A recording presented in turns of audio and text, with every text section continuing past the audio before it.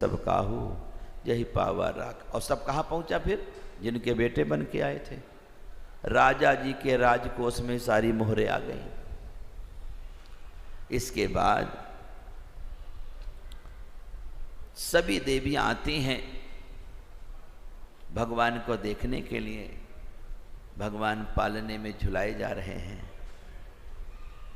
और सुंदर रेशम की डोरी है, दिव्य पालना है। सोने के पालने में हीरे मोती जवाहर लगे हुए हैं। भैया चक्रवर्ती जी के बेटे हैं। जहाँ से सूर्य निकलता है, जहाँ तक अस्त होता है, वहाँ तक उनका राज्य है। ऐसे राजा के पास क्या है? पूरे भड़े भंडार हैं। देवराज इंद्र भी जिनके ऐश्वर्य को देख के शर्मा जाए वो थे चक्रवर्ती जी। देवताओं का राजा भी उनके ऐश्वर्य की बराबरी नहीं कर पाता था। ये मृत्युलोक के राजा में इतना सामर्थ्य था और इतने बहादुर थे चक्रवर्ती जी कि यहाँ तो बहादुर थे, देवताओं पे जब संकट पड़ता था तो उनकी मदद करने स्वर्ग जाते थे। देवासुर संग्राम में दशरथ जी ने देवताओं की मदद किया था।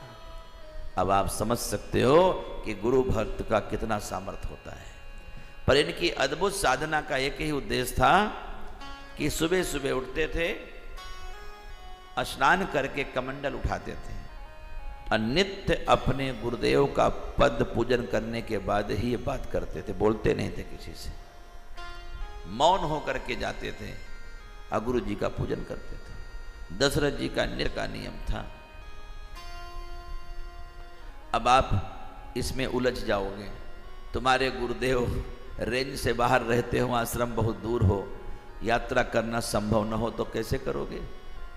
तो प्रातः काल उठ कै रघुनाथा, मात पिता गुरु ना वही माथा।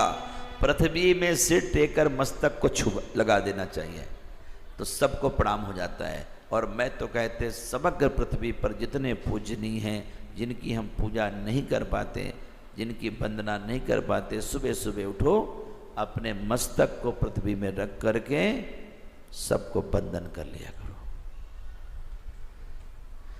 ये नियम इतना महत्वपूर्ण है कि आपको पूरा दिन इसका अनुभव होगा। अयोध्या, मथुरा, काशी, यहाँ की रज लगा लो। भगवान की सेवा से बढ़कर के धाम की सेवा है। बताओ कैसे? किसी के घर में जाओ, झाड़ू पोछा जाला हटाओ, बिस्तर लगाओ, खाना बनाओ, ये सब कुछ करो, बेशक पैर न दबाओ, वो बड़ा प्रसन्न रहता है। कितना काम! केवल तुम पैर ही दबाओ,